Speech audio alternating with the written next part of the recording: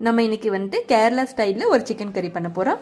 அதுக்கு வந்துட்டு மேரினேஷனுக்கு என்னென்ன தேவைன்னா சிக்கனு, அதில் தயிர், உப்பு அண்ட் டர்மரிக் இதை நல்லா மிக்ஸ் பண்ணிப்போம்.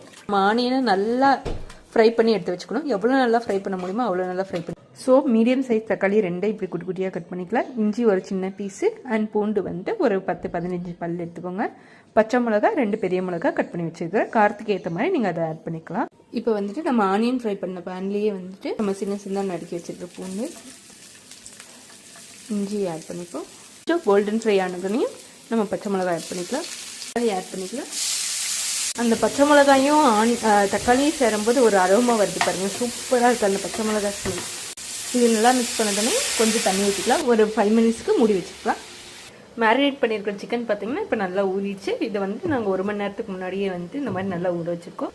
இப்போ 5 மினிட்ஸாக நம்ம வந்துட்டு தண்ணியை நல்லா போட்டு குக் பண்ணியிருக்கோம். ஸோ இது இந்த மாதிரி வந்துடும். நல்லா மிக்ஸ் பண்ணிக்கலாம்,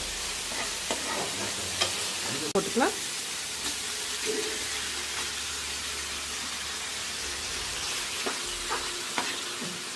இங்கே பாருங்கள், நம்ம வந்துட்டு மேரினேஷனில் வந்துட்டு தயிர் போட்டதுனால அப்படியே இந்த தயிர் வந்துட்டு நல்லா நம்ம பச்சை மிளகா தக்காளி இது கூட நல்லா பிளெண்ட் ஆகிட்டு அப்படியே அந்த வந்துட்டு ஸ்பைசி அண்ட் அந்த புளிப்பு சேரும்போது ஒரு பயங்கர வேறு லெவல் டேஸ்ட்டாக இருக்கும்.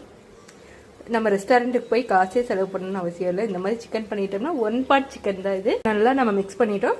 இப்போ வந்துட்டு நம்ம வந்துட்டு மூடி போட்டுட்டு ஒரு 15 மினிட்ஸ் நல்லா குக் ஆகட்டும். இப்போ வந்துட்டு நல்லா 15 மினிட்ஸ் வந்துட்டு இந்த சிக்கன் குக் ஆகிடுச்சு. இப்போ ஓப்பன் பண்ணி பார்த்துக்கலாம். ஸோ நம்மளுக்கு பார்த்தாலே தெரியும் நல்லா குக் ஆகிடுச்சு சிக்கன். இந்த ஸ்டேஜில் வந்துட்டு நம்ம ஆனியன் இருக்குல்ல அதை நல்லா வந்துட்டு பொடிச்சு விட்டு அதில் ஆட் பண்ணிப்போம். இதுதான் வந்துட்டு எக்ஸ்ட்ரா டேஸ்ட்டை கொடுக்கும் சிக்கனுக்கு. பார்த்துங்க எப்படி வேறு லெவலில் வந்துருக்குன்னு. Looks M. டேஸ்ட்டும் வந்துட்டு செம்மையாக இருக்கும். இப்போ நான் இதில் வந்துட்டு லாஸ்ட்டாக என்ன ஆட் பண்ணியிருக்கேன்னா நான் வந்துட்டு குட்டி குட்டியாக பீஸை நறுக்கி வச்சுருக்கேன். தேங்காய் ஆட் பண்ணி மிக்ஸ் பண்ணிக்கிறேன். அவ்வளோதான். யம்மியான டேஸ்டியான சிக்கன் சுக்கா ரெடி.